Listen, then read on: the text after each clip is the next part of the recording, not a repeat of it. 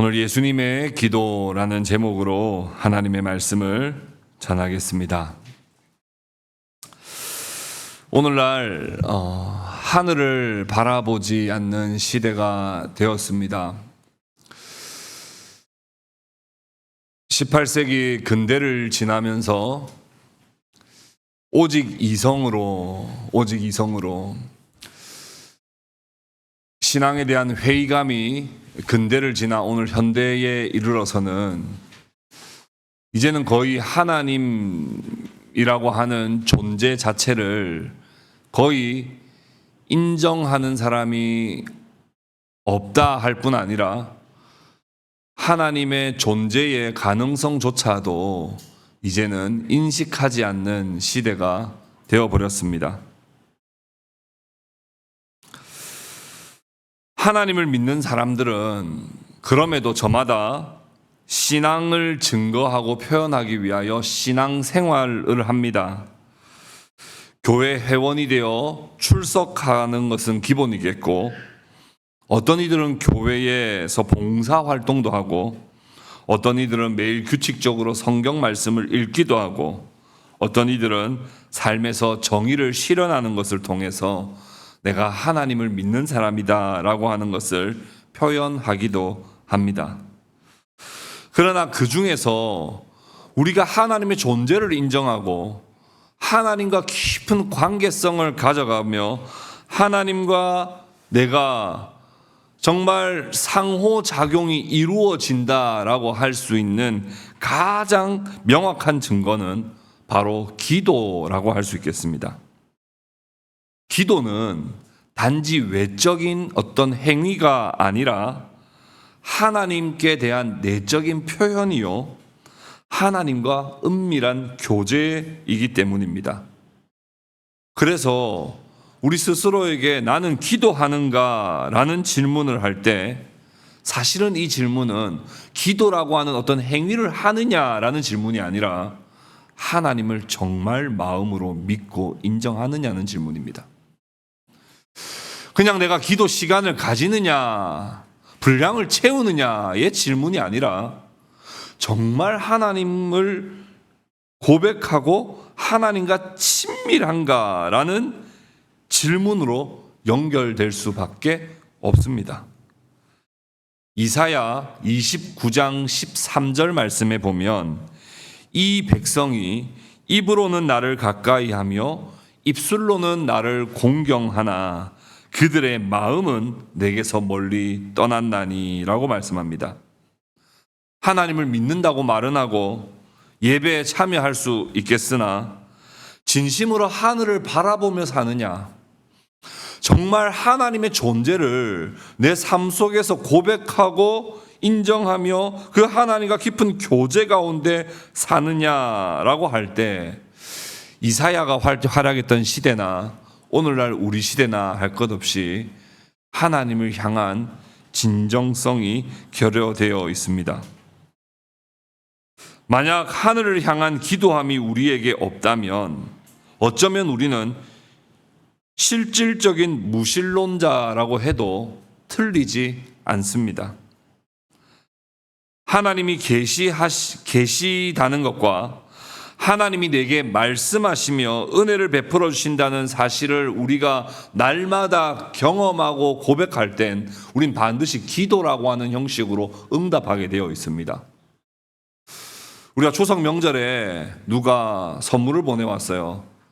그러면 그거 보고 아이고 뭐 그냥 보내왔나 보다 하고 넘어가는 사람이 있습니까? 없어요. 작은 선물이든 큰 선물이든 누가 선물을 줬다 그러면 고맙다고도 이야기하고, 또 나도 뭘 하나 보내줄 수도 있는 것이고, 또 다음에 우리가 같이 한번 밥 한 끼 먹읍시다 하며 인사를 나누게 되어 있습니다.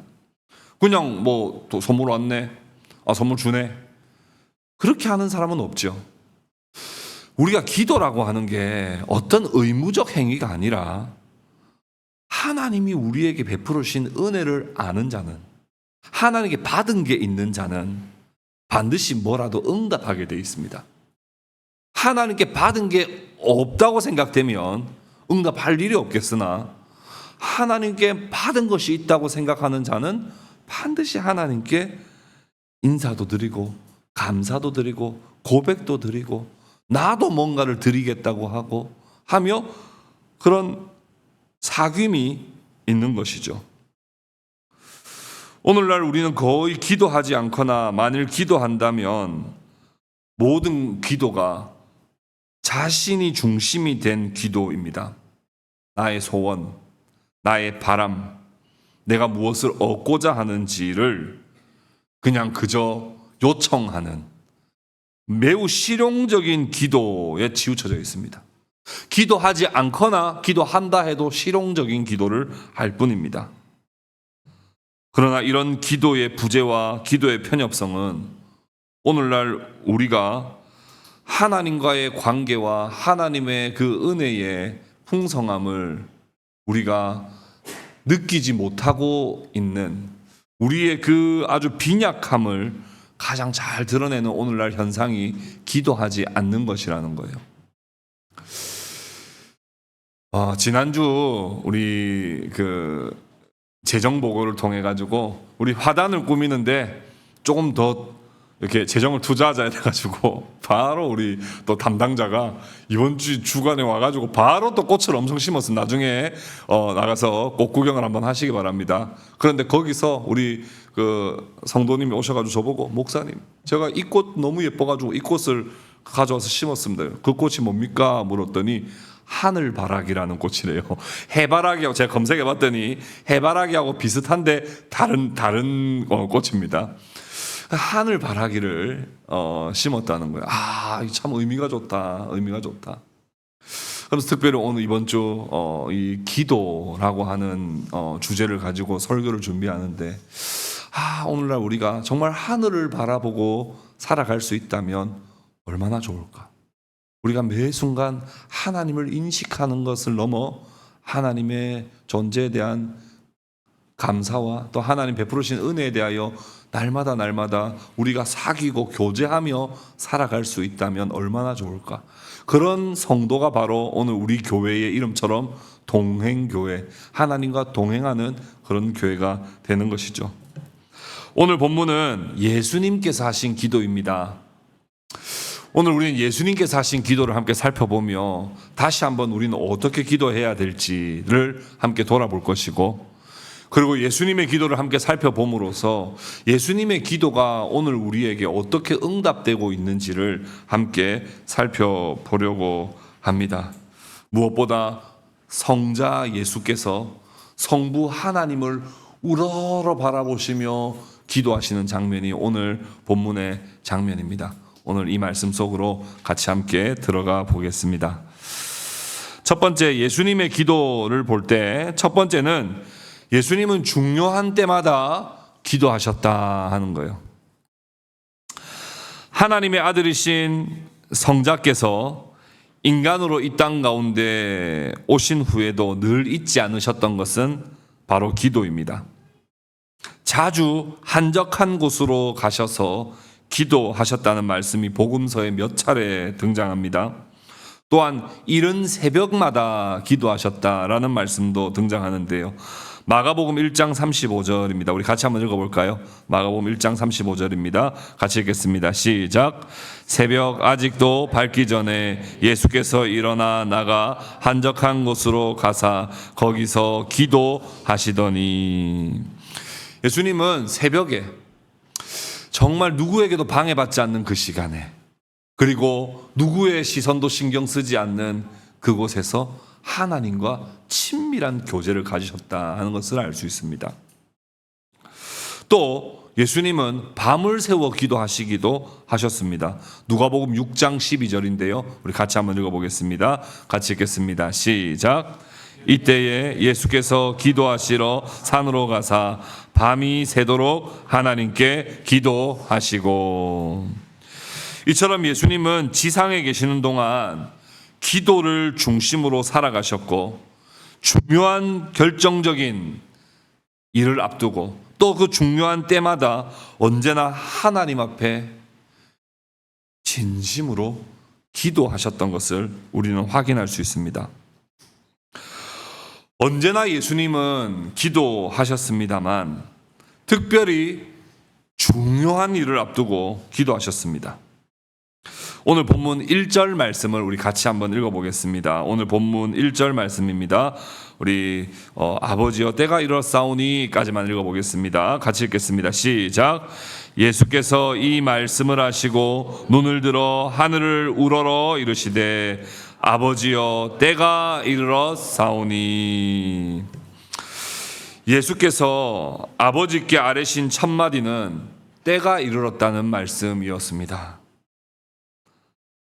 하늘을 우러러 보시며 아버지여 때가 되었습니다. 때가 되었습니다. 라고 그렇게 먼저 기도하셨습니다.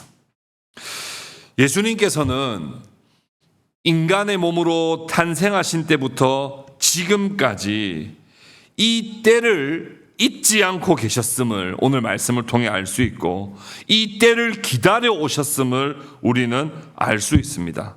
이 때는 아버지도 하시고 아들도 하시는 중요한 때인 것이죠. 저와 여러분들의 삶에도 중요한 때가 있습니다.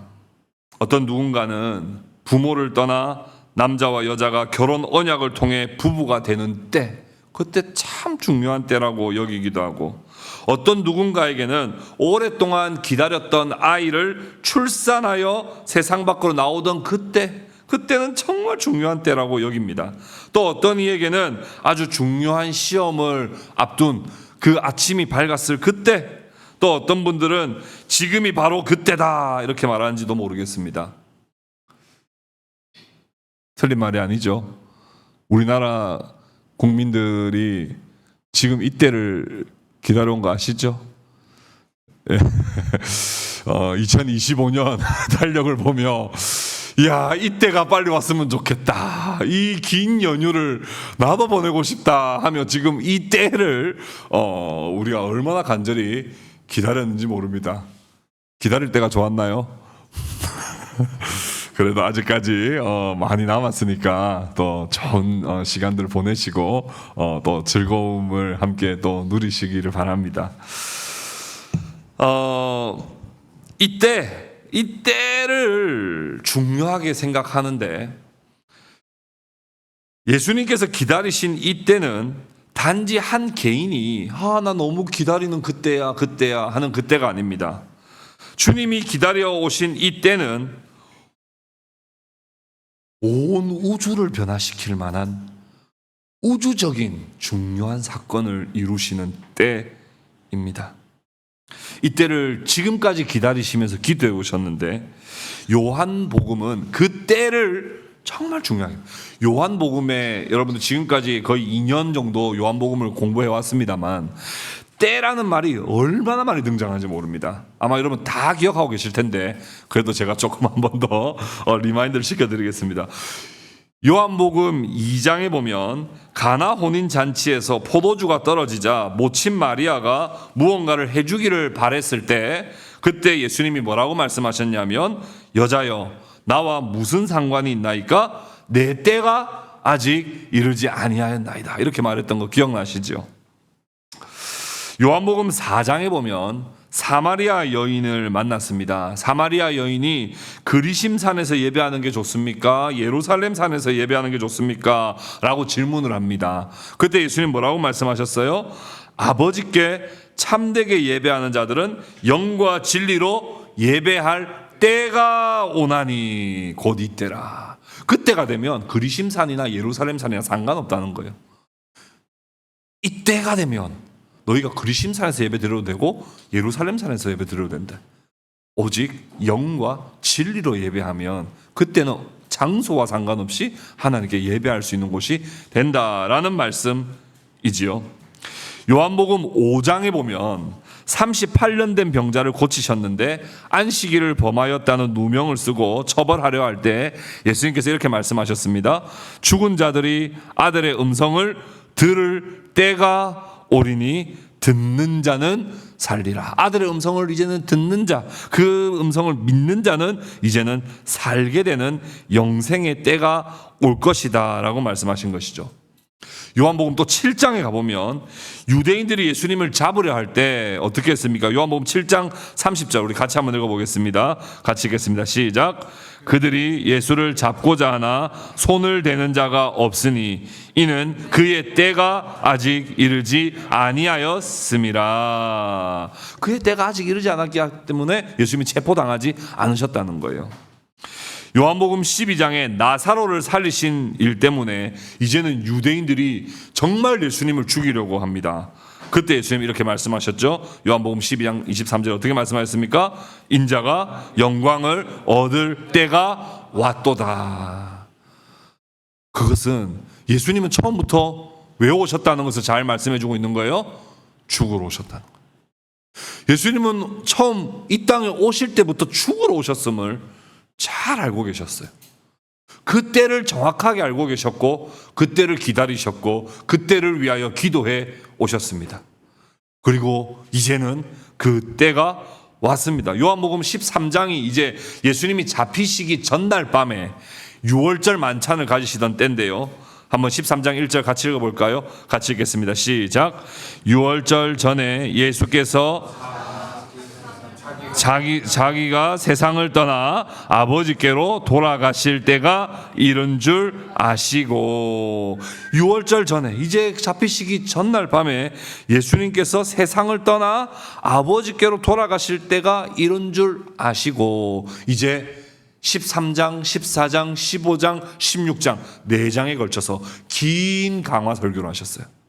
세족식도 하시고 나를 팔 자가 있을 거라고도 말씀하시고 내가 떠나고 나면 성령이 오실 것이라는 말씀도 하시고 너희가 환난을 당하나 강하고 담대하라 이런 말씀도 하셨었죠. 그리고 오늘 17장 1절에 이제 뭐라고 말씀하셨어요? 아버지여 때가 이르렀사오니. 예수께서는 삼위일체 하나님의 영원한 계획 속에서 구원의 언약을 온전히 성취하기 위하여 이 땅에 오셨고 그 언약을 한순간도 잊지 않으시며 늘 그 중요한 때마다 기도하셨고 그 때를 기다리셨고 무엇보다도 하늘을 우러러 아버지의 뜻에 초점을 맞추었습니다. 그것은 예수님이 감당해낼 능력이 없어서도 아니에요. 그래서 능력 달라고 기도하는 것도 아니에요. 예수님 너무 아플 것 같아서 덜 아프게 달라고 기도하는 것도 아니었습니다. 이왕이면 넘어갈 수 있게 해달라고 기도하시긴 하셨으나 내 뜻대로 마시고 아버지 뜻대로 되게 해달라고 했어요. 그래서 예수님의 이 기도는 뭐예요? 안 아프게 해달라는 기도도 아니고 감당할 힘을 달라는 기도도 아니라 아버지의 뜻에 온전히 내가 시선을 집중시키기를 원합니다. 아버지의 뜻이 뭔지를 내가 알기를 원합니다 라고 하는 기도였다는 거예요. 우리는 보통 아버지의 뜻에 관심 없어요. 우리는 보통 어디에 관심이 있습니까? 아버지의 뜻이 바뀌는 것에 관심이 있죠. 아버지가 이렇게 하시려고 하셨더라도 아버지 저를 봐서라도 우리 온 교회가 다 기도하고 있거든요. 제가 아버지가 그렇게 응답 안 하신다면 저는 금식도 하겠습니다. 그러면서 막 우리 아이들이 막 이거 안 해주면 나 이제 밥 안 먹어 하는 것처럼 막 우리가 그렇게 기도합니다. 물론 그런 기도도 필요합니다. 그러나 정말 예수님이 모범으로 보여주신 참된 기도는 아버지요, 지금 이때 이 순간에 아버지의 뜻이 무엇입니까? 내 뜻이 있습니다. 인간의 마음에는 내 뜻이 있으나 아버지의 뜻대로 되기를 원합니다 라고 하는 아버지와의 깊은 관계를 맺는 기도였다라고 하는 것을 우리는 기억해야 합니다. 여러분, 기도할 때 아버지께 뭘 달라고 기도하십시오. 그럼에도 불구하고 우리가 그저 아버지의 뜻과는 상관없이 내 뜻만을 구한다면 그것은 바른 기도는 아닙니다. 내 뜻과 아버지의 뜻이 일치되기를 우린 기도해야지, 아버지의 뜻이 아닌데 계속 내 뜻을 관철시키려고 하는 형태로서의 기도는 그건 옳은 기도가 아니라는 거예요. 여러분, 매일의 삶 속에서 모든 순간에 하나님께 기도하고 계십니까? 아니, 매일은 못한다 할지라도 중요한 일 앞두고 특별히 정말 중요한 순간마다 아버지의 뜻이 무엇인지를 기도하고 계십니까? 도와달라고 기도하는 대신에 아버지의 뜻이 무엇인지, 아버지께 내가 어떻게 하면 순종할 수 있는 것인지, 어떻게 하면 이 상황 속에서 아버지가 원하시는 대로 내가 반응하며 살아갈 수 있을지, 그리고 그렇게 할 수 있도록 하나님께 은혜를 구하는 기도를 우리는 드려야 하는 것입니다. 우리가 하나님을 정말 믿는다면 모든 순간에, 그리고 특히 중요한 순간에 예수님처럼 하나님 아버지께 하늘을 우러러 바라보며 기도하는 저와 성도님들이 다 되실 수 있기를 주님의 이름으로 축복합니다. 두 번째는 아버지의 영광을 위해 기도하셨다는 거예요. 아버지의 영광을 위해 기도하셨다. 아버지여, 때가 이르렀습니다 라고 먼저 기도했습니다. 그때는 다름 아닌 고난의 여정 끝에 십자가에 죽으시는 때입니다. 간절히 기도하며 기다리신 때이면서도 겟세마네 동산에서는 할 수만 있다면 이때가 지나가게 해달라고 기도하셨습니다. 그 정도로 고통스러운 때요, 죽음의 때입니다. 죽고 싶은 사람이 어디 있습니까? 죽고 싶은 사람은 없어요. 너무 힘들 뿐이지 원래부터 죽기를 원하는 사람은 없다고요. 사람의 본능 자체가 살기를 원하는 거고, 너무 살다 힘들어서 죽는 게 낫겠다는 생각 때문에 죽고 싶다는 말을 할 뿐이지, 인간의 본능은 원래 살고 싶어요. 이 살고 싶은 이 본능을 거스르고 주님은 그 때를 계속 기다리셨다고요. 그 때를 계속 원하셨어요. 왜 원하셨을까요? 왜 죽고 싶으셨을까요, 예수님은? 그것은 바로 그 죽음을 지나 영광에 이르게 된다는 것을 우리 예수께서는 너무나 잘 알고 계셨기 때문입니다.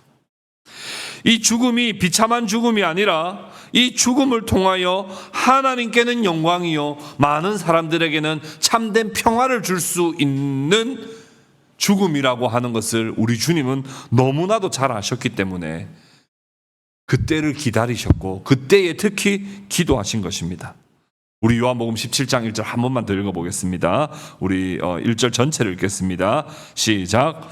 예수께서 이 말씀을 하시고 눈을 들어 하늘을 우러러 이르시되 아버지여, 때가 이르렀사오니 아들을 영화롭게 하사 아들로 아버지를 영화롭게 하게 하옵소서.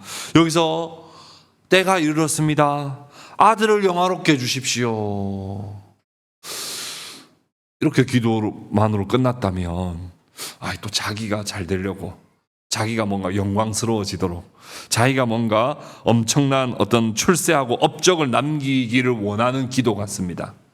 그러나 자기를 아들을 영화롭게 하사 아들로 아버지를 영화롭게 하게 하옵소서라고 함을 통하여 그 십자가의 죽음을 온전히 감당함을 통하여 십자가의 순종하심을 통하여 아버지의 영광을 드러내게 해달라고 하는 기도인 것입니다. 예수님은 그의 전생애가 아버지의 영광을 위해서 사는 삶이었습니다. 예수님은 표적을 행하실 때도 사람들이 자기를 추종하는 것을 원하지 않았습니다. 많은 이적을 베푸시고 난 다음에도 사람들이 자신을 왕으로 삼으려 하는 것을 전혀 원하지 않으셨어요. 오히려 자신의 영광이 아니라 이 모든 것이 하나님께 영광이 되기를 우리 주님은 늘 원하셨던 것입니다. 그리고 주님이 행하셨던 말, 주님이 행하셨던 모든 행동은 하나님의 영광을 염두에 둔 말과 행동이었습니다. 그러나 어떻게 예수님의 죽음이 하나님의 영광이 될 수 있을까요? 예수님이 죽는 게 어떻게 하나님께 영광이 되는 것입니까? 오늘 본문 2절 말씀에 이렇게 말씀하죠. 아버지께서 아들에게 주신 모든 사람에게 영생을 주게 하시려고 만민을 다스리는 권세를 아들에게 주셨음이로소이다. 예수께서는 십자가를 지시고 죽으시는 일이 왜 일어나야 하는지, 무엇을 위해서 해야 하는 것인지 너무나 잘 알고 계셨습니다. 바로 아버지께서 아들에게 주신 모든 사람에게 영생을 주시기 위해서는 모든 사람들의 죄를 대신 짊어지고 하나님이 공의, 하나님이 쏟아 부으시는 진노를 받는 자가 있어야지만 그에게 용서와 평화가 있다는 것을 아셨기에 주님은 자기 백성들의 그 죄를 다 짊어지시고 십자가에 온전히 율법을 성취하시고 순종하심을 통하여 그들에게 영원한 생명을 주시는 그 은혜를 베푸시기 원하신다는 아버지의 뜻을 알았기에 예수님이 기꺼이 십자가에 죽으심으로써 그것은 아버지께 영광이 되는 것입니다. 한 알의 밀알이 땅에 떨어져서 많은 열매를 맺는 것이 아버지의 뜻이기 때문에 그 한 알의 밀알이 필요하다면 내가 그 한 알의 밀알이 되어 많은 사람, 자기 백성을 살리는데 내가 썩어지는 그 밀알이 되겠습니다 라고 하는 그 순종이 아버지께 영광이 되는 것이지요. 그러나 여러분, 순종이라는 거 한번 해보셨죠? 누가 아버지가 이거 좀 가져와, 저거 좀 해, 네가 이걸 해주면 참 좋겠는데 이렇게 말씀하실 때 여러분 순종 한 번쯤은 다 해보셨죠? 네. 할 때 어떤 마음으로 하셨어요? 아, 진짜 왜 하필 나인데? 저 동생도 있는데, 저 누나도 있는데, 형도 있는데 왜 하필 나인데? 지금 공부할 거 많은데 왜 나인데? 이런 마음으로 우리가 할 때가 많아요. 근데 예수님은 어떤 마음으로 순종하셨을까요? 그리고 어떤 마음으로 순종하셨기에 아버지께 영광이 됐을까요? 히브리서 12장 2절 말씀에 거기에 답이 있습니다. 우리 같이 한번 읽어보겠습니다. 같이 읽겠습니다. 믿음의 주요 또 온전하게 하시는 이인 예수를 바라보자. 그는 그 앞에 있는 기쁨을 위하여 십자가를 참으사 부끄러움을 개의치 아니하시더니 하나님 보좌 우편에 앉으셨느니라. 우리가 바라봐야 할 예수님은 어떤 분이셨냐 하면 마지못해 순종하시는 분이 아니셨어요. 어쩔 수 없이 너밖에 없다 하니까 어쩔 수 없이 하신 순종이 아니라 그 앞에 있는 기쁨을 바라보고 그 고통을 참으셨다는 거예요. 그 기쁨을 바라봤다는 거예요. 이것이 얼마나 복된 것인지, 이 순종을 통하여 맺는 열매가 얼마나 아름다운 것인지, 그것이 얼마나 영광스러운 것인지를 우리 주님은 바라보시고 십자가를 참으사 부끄러운 것도 개의치 않으시고 온전히 십자가를 짊어지시고 마침내 하나님 보좌 우편에 앉으셨다는 거예요. 아버지께서 부탁하신 것을 기쁨으로 순종했습니다. 왜냐하면 그래야 뭐예요? 아버지께 영광이 됩니다.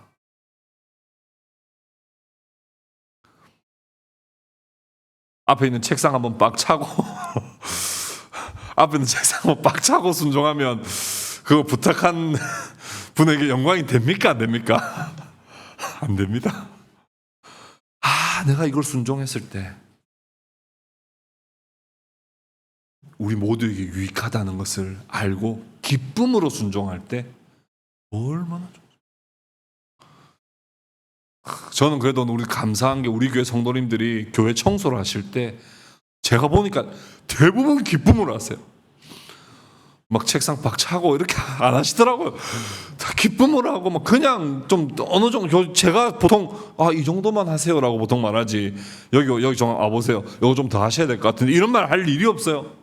우리 성도님들 이왕 하는 거 기쁨으로 하시니까 막 의자 막 쌓아놓고 하실 때는 저는 진짜 부담스러워요. 그렇게까지는 안 하셨으면 좋겠는데 의자 막 쌓아놓고 막 그런 분들 분명히 학교 다닐 때도 저 청소 아마 열심히 하셨을 거예요. 학교 다닐 때도 그런 분들 청소 아마 진짜 열심히 하셨을 거예요.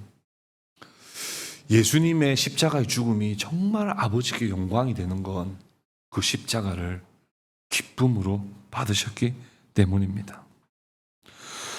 그렇게 십자가만을 기다리시며 기도하시는 예수님께 예수님의 사랑하는 제자 베드로가 와서 뭐라고 합니까? 주여 그리하지 마옵소서. 마태복음 16장에 나오죠. 이 일이 결코 주에게 미치지 아니하리이다. 베드로는 누구 생각해서 한 말이에요? 예수님 생각해서 한 말입니다. 그러나 예수님은 이 일이 아버지께 영광이 된다는 걸 너무나 잘 아는데 그 일을 가로막는 베드로를 향해서 제자에게 못할 말을 하시긴 하셨습니다. 그러나 단호하게 말씀하셨죠. 뭐라고 말씀하셨어요? 사탄아 내 뒤로 물러가라. 너는 나를 넘어지게 하는 자로다. 내가 지금까지 단 한순간도 이 십자가를 위해서 살지 않은 적이 없었고 이 십자가를 기다리며 지금까지 기도해 왔는데 사랑하는 제자가 그러지 마세요. 왜 십자가 죽으시려고 하세요? 저희와 함께 영원히 함께 해요 라고 하는 말이 오히려 나를 넘어지게 하는 자. 너가 하나님의 일을 생각하지 못하고 사람의 일만 생각하는도다. 그렇게 꾸짖으셨던 것입니다. 예수님은 언제나 아버지의 영광을 최우선으로 두셨습니다.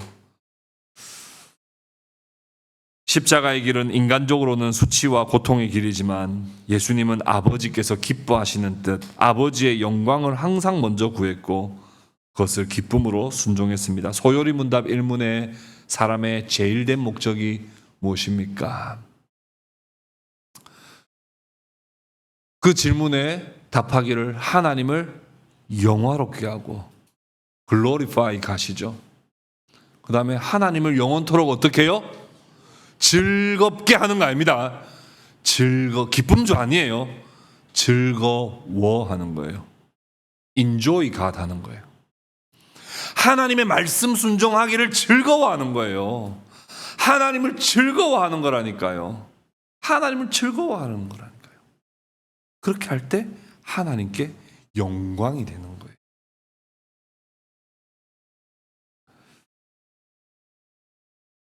우리는 하나님의 영광을 위해서 우리는 살고 있습니까? 열심히 우리 모두가 살고 있지요. 바쁘게 살고 있지요. 그 어느 때보다도 우리는 분주합니다. 그러나 그것이 하나님의 영광을 위한 것입니까? 아니면 나의 만족과 나의 성취와 업적을 위한 것입니까? 마지막 세 번째, 예수님의 그 대제사장적인 기도를 함께 마지막으로 한번 좀 살펴보려고 합니다. 위에서 살펴본 이 예수님의 기도는 우리가 본받아야 할 기도의 모범임에 틀림이 없습니다. 이 기도보다 더 좋은 기도는 없어요. 그래서 우리는 요한복음 17장을 보면서 우리는 늘 기도 훈련을 해야 돼요. 여러분, 우리가 주기도라고 할 때 주기도는 어떤 본문 말씀이에요? 주님께서 가르치신 기도, 그렇죠? 마태복음에 나오는 6장에 나오는 하늘에 계신 우리 아버지요. 이걸 우리 주기도라 그랬잖아요. 근데 이건 뭐예요? 주님께서 가르쳐 주신 기도예요. 그렇죠? 이렇게 기도해라 하고 가르쳐 주신 기도예요. 근데 요한복음 17장은 뭐예요? 주님이 직접 하신 기도예요. 이게 풀 센텐스가 다 나와 있는 성경 구절이 없습니다. 딴데. 요한복음 17장은 한마디로 들으라 하고 말씀해 주신 기도입니다. 그러니까 여러분 요한복음 17장을 늘 묵상하세요. 앞으로도 이건 정말 주옥 같은 말씀이고 모든 신학자들이 가장 보석 같은 말씀이라고 말하는 구절 중에 하나가 요한복음 17장입니다. 그럼에도 불구하고 이 말씀은 우리가 본받아야 할 기도의 모범임에도 불구하고 이 기도는 단지 우리의 모범으로만 제시된 것이 아니라 실질적인 기도입니다. 자, 내가 기도 어떻게 하는지 알려줄게. 한번 들어봐봐. 샘플이야 하고 알려주셨을 뿐 아니라 이 기도는 예수님께서 친히 대제사장이 되어 아버지께 올려드린 참 기도라는 거예요. 여러분, 구약시대에 보면요, 하나님 앞에 아무도 나아갈 수 없었습니다. 대제사장만이 지성소로 들어갈 수 있었고 모든 회중은 성소 바깥에 있을 수밖에 없었습니다. 아시죠? 그래서 백성들이 죄를 지으면 내가 죄를 지었습니다, 회개 기도를 스스로 할 수 없었습니다. 어떻게 해야 돼요? 속죄의 제물을 가지고 대제사장이 지성소로 들어가서 그 지성소에서 죄인들, 회중들은요, 그 회막 안에 살짝 그 휘장의 그 틈 사이로 대제사장이 뭔가 지성소 앞에서 하나님께 기도하는 장면을 뒤에서 어렴풋이 들을 뿐이었고 그 안에서 비치는 빛을 그저 그냥 볼 뿐이었습니다. 그러면 내가 살고 죽는 건 누구에게 달려 있어요? 누구에게 달려 있어요? 대제사장이 달려 있다니까요. 대제사장이 믿음이 없으면 이 죄가 내 사함 받지 못하는 거고, 대제사장이 믿음이 좋으면 내 죄가 사함 받는 거예요. 맞습니까? 대제사장이 하나님과 가까우면 내 죄가 어떻게 되는 거예요? 사함 받는 거고, 대제사장이 하나님과 멀면 이거는 큰일 나는 겁니다. 내 죄도 사함 받지 못하는 거예요. 오늘 이 예수님의 기도를 많은 신학자들은 대제사장적 기도다 이렇게 표현합니다. 예수님이 이 시간에 기도하신 건 뭐냐 하면 대제사장으로서 하나님께 기도 올려 드린 거예요. 그리고 제자들은 회중이 되어 우리를 위하여 기도하시는 대제사장이신 예수님을 바라보고 있는 겁니다. 그러면 관건은 뭐라고요?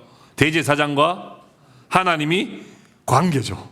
대제사장과 하나님이 얼마나 가까우냐에 따라서 우리가 죄 용서를 받느냐 못 받느냐의 중요한 그 단서가 거기에 있는 거죠. 근데 지금 우리의 영원한 대제사장이신 예수님은 누구세요?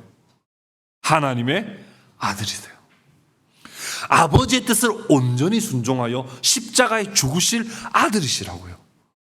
그분이 기도하신다면 우리가 때로는 연약하여 넘어질지라도, 우리가 때로는 하나님을 멀리할 때라도, 심지어 방황하고 하나님을 배반하고 있는 때에 있다 할지라도 그분이 우리를 위하여 중보하시기만 한다면, 그분이 우리를 위하여 기도해 주시고 그분이 우리를 내가 누구를 위하여 십자가 죽겠사오니 그를 용서해 주십시오 라고 우리 주님이 아버지께 기도하신다고 한다면 우리는 비록 연약하지만 죄를 많이 짓고 살아가지만 우리는 영원한 천국의 영생에 대한 확신과 소망을 가질 수 있다는 거예요. 그것을 믿으시기를 바랍니다. 아멘. 요한복음 17장 3절에 보면요, 오늘 본문 말씀인데요, 이렇게 말씀하죠. 영생은 곧 유일하신 참 하나님과 그가 보내신 자 예수 그리스도를 아는 것이니이다 이랬어요. 이건 하나님도 알아야 돼, 성부도 알아야 되고 성자도 알아야 된다 이 말이 아니라 이 말씀은 성부와 성자의 관계성을 알아야 된다 이 말이에요. 어떤 사람만이 영생을 얻냐 하면 하나님이 보내신 자기 아들, 그 아들을 의지하는 자는 내가 천국 소망을 줄 것이라고 하나님은 약속하셨고, 그래서 그 아들이 기도하면, 그 아들이 나를 위하여 십자가에 죽어주시면 내가 영생을 얻을 수 있다는 그 하나님과 예수님의 관계성을 아는 자는 영생을 얻는다 하는 말씀인 것입니다. 그래서 누군가 널 위해 기도하네 라고 하는 찬양이 있지요. 이 기도는 우리는 바로 우리 엄마, 아빠, 또 친척, 목사님, 다양한 사람들 떠올릴 수 있습니다만 그건 2차적이고요. 1차적으로는 누구와 나를 위해 기도한다고요? 하나님의 아들이신 예수 그리스도께서 하늘을 우러러 내가 이제는 아버지께서 주신 권세를 가지고 이 백성을 위해 죽겠사오니 아버지여 저들을 받아주시고 저들에게 영생을 주옵소서 라고 기도하시는 예수님의 그 기도가 우리를 오늘도 살게 하고 우리를 영원히 살게 하는 줄 믿습니다. 그리고 그 2차적으로는 또 그것을 위하여 우리 교회가, 가족이, 부모님이 또 우리를 위하여 같이 기도한다고 하는 그 은혜가 우리에게 더 풍성한 것이지요. 말씀을 맺겠습니다. 여러분, 기도하십시오. 이 땅만 보며 사는 어리석은 자가 되지 마십시오. 모든 구원과 은혜가 하늘로부터 오지 땅에서부터 솟아나지 않습니다. 하늘로부터 오는 그 구원과 은혜를 바라보시고 눈을 들어 하늘을 우러러 날마다 하나님과 친밀한 교제 가운데 살아가십시오. 그리고 기도하실 때 예수님의 모범을 따라 항상 기도하되 중요한 때에 특히 기도하고 아버지의 뜻을 구하십시오. 그리고 아버지의 영광을 위해서 기도하십시오. 어떻게 순종할 수 있을지 그것을 구하는 기도를 드리십시오. 무엇보다 그럼에도 불구하고 왜 나는 이 모양 이 꼴이냐? 왜 나는 오늘도 죄를 지으며 오늘 또 넘어지고 또 넘어지고 어제 했던 실수 오늘 왜 또 하며 살아가느냐? 내가 구원받은 것이 진짜 맞냐? 나는 정말 천국 갈 수 있는 게 맞냐? 라고 하는 의심이 들 때 내가 잘해서 가는 천국이 아니라 하나님이 보내신 자기 아들의 기도와 중보와 순종으로 내가 천국 갈 수 있다는 소망을 가지시고 여러분 구원의 확신 흔들리지 마시고 그 믿음 가지고 살아가시는 저와 여러분들이 다 되실 수 있기를 주님의 이름으로 축복합니다. 아멘.